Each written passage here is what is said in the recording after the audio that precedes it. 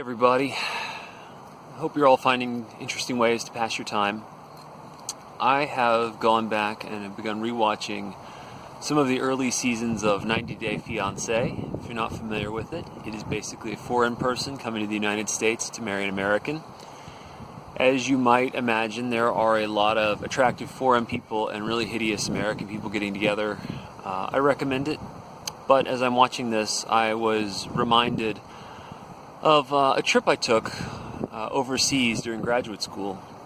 It was the only overseas trip I took as a student, and there's generally a reason for that. It's that you're extremely poor.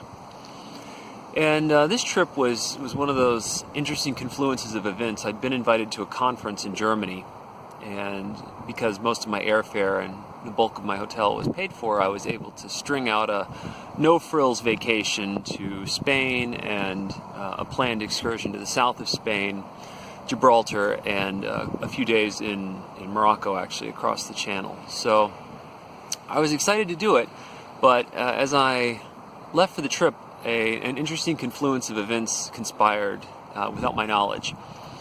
To make a very long story short, my graduate program, the people who employed me, stopped paying me.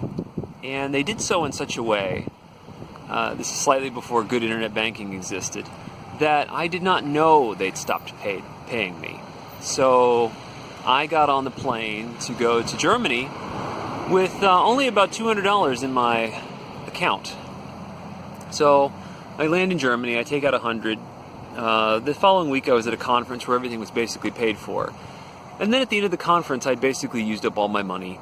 And as I got on the plane to go to Spain, I was basically broke.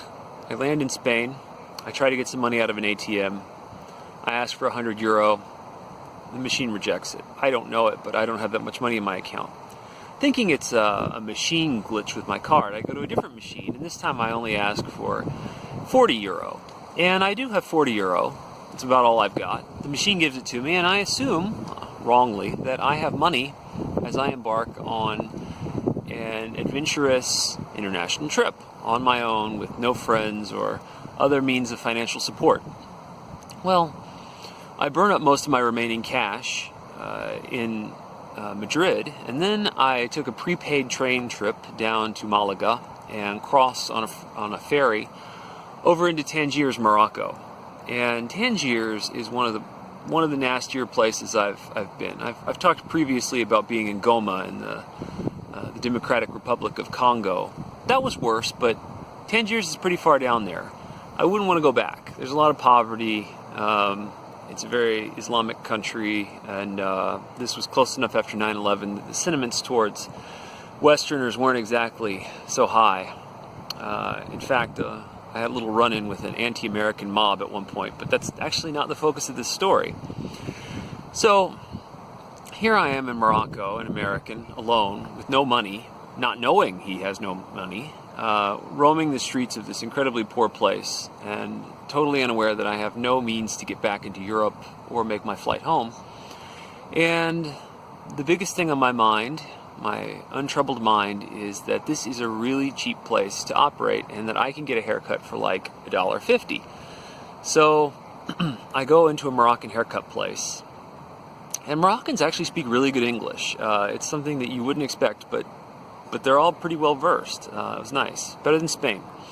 So I go in there, and the barber shop chairs are 1970s first class airliner chairs, like built on a little pedestal.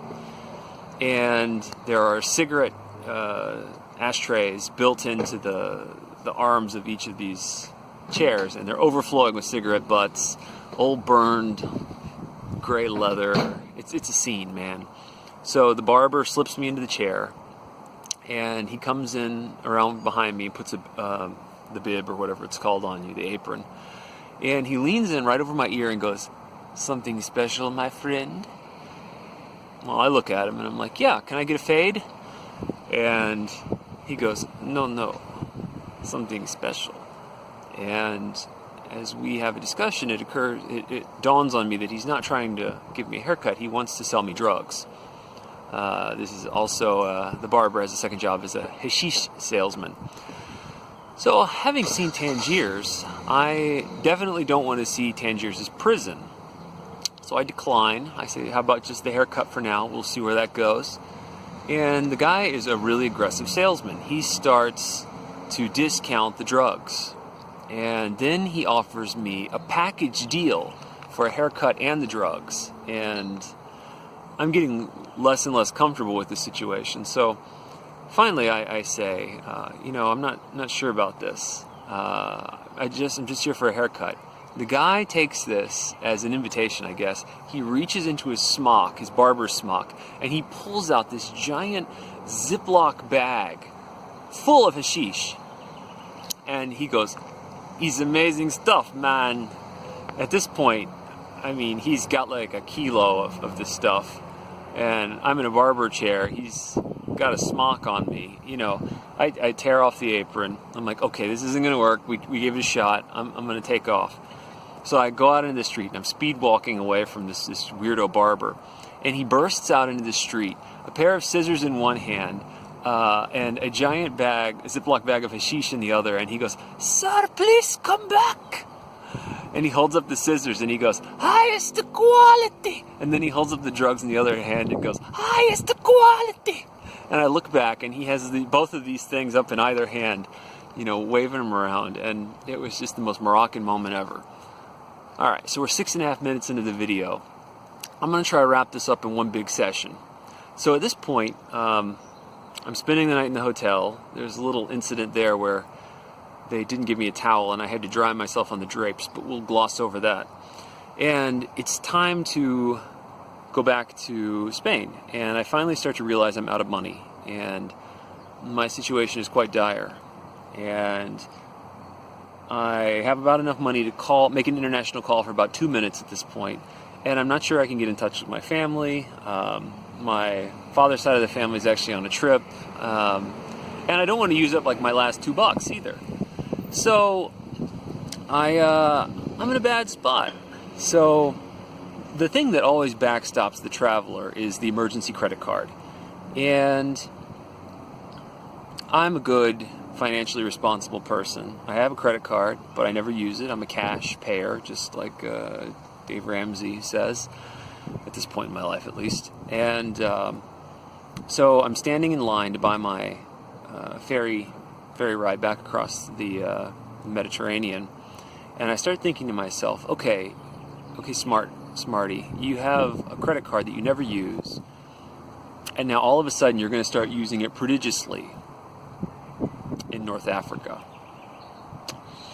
So I realize that I'm probably going to get shut off real quick. So I devise a plan. I buy my ticket back across, and then I immediately run into a grocery store and I buy a whole bunch of food as quickly as possible, because I know I'm not going to be able to buy food after they shut off the credit card. I'll just be totally out of money. And then I go into another grocery store and try to use the same credit card, and the merchant runs it, but it doesn't go through, so they shut me off. So I have some food, and I have a ticket back across the Mediterranean back into Malaga, and I managed to get back across, but on the boat ride over, I dig into all the food, and I bought a large quantity of what I thought were chocolate-covered raisins. Of course, there's Arabic on the bag, so I couldn't read what the food was. And I discovered I bought many kilos of coffee beans.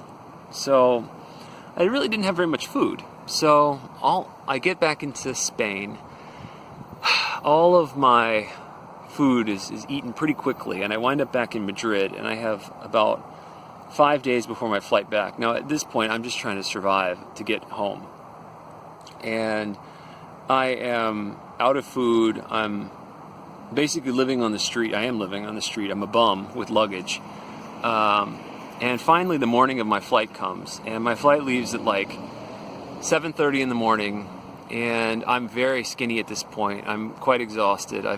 I'm starving to death slowly, and I don't have enough money for the bus to the airport. The airport, in Madrid is about 15 miles outside the city.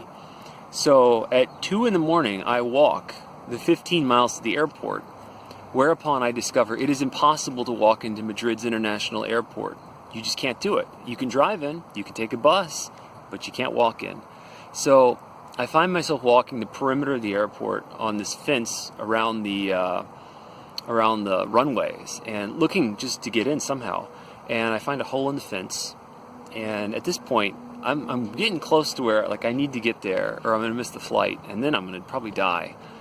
So I go through the hole, and I'm now like walking on the grass by one of the runways, and one of the airport employees driving like the baggage train comes by, one of those carriers with rack after rack of bags, and this guy, without saying a word, stops, looks at me. I'm trudging down the shoulder of this runway, pulling a carry-on bag, and this guy, without saying a word, just goes, "Hop on." So I climb on top of the bags on the first carousel, the first little tram, and I'm riding there behind him as he goes back towards the terminal, and the sun is rising, and 747s are landing on the next runway over, and it's one of the travel experiences I'll never forget. So I get on my flight, and I'm back over the Atlantic, heading home, and I'm starving. I'm dying here. And I'm on the outside. The guy in the middle falls asleep, and I see an opportunity when the meal service comes around. I order a meal for the guy in the middle, and then I eat my meal, and then I eat his meal. So I'm hoping they're going to collect the trays, but the guy in the middle wakes up, and he looks down, and the empty tray is still there, and he's confused because he didn't eat the food, but the food is gone. So the guy in the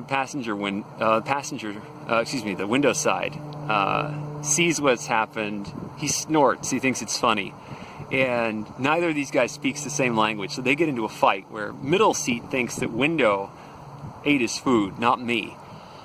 Whatever. I mean, I don't care. But so I managed to get home. I make it back, fortunately, and as I come in, there's a bunch of letters sitting there waiting for me, and one of them is from MasterCard, and I'm like, okay, here it is. The announcement that they've canceled my card, for suspicious use. And I open it up, and it says, "Mr. Walton, thank you for being a longtime customer to MasterCard. The long and the short of it is, the recent activity on the card reminded them of what a great customer I am, and they're increasing my credit limit. And I discovered that the problems I'd had in Morocco using my credit card were just basically the merchant not being able to run an American credit card. And I had been starving to death, needlessly, while having a perfectly functional credit card." So, not a great story and not a great ending to it, but a memorable travel experience nonetheless. All right, guys, I'll see you tomorrow with another.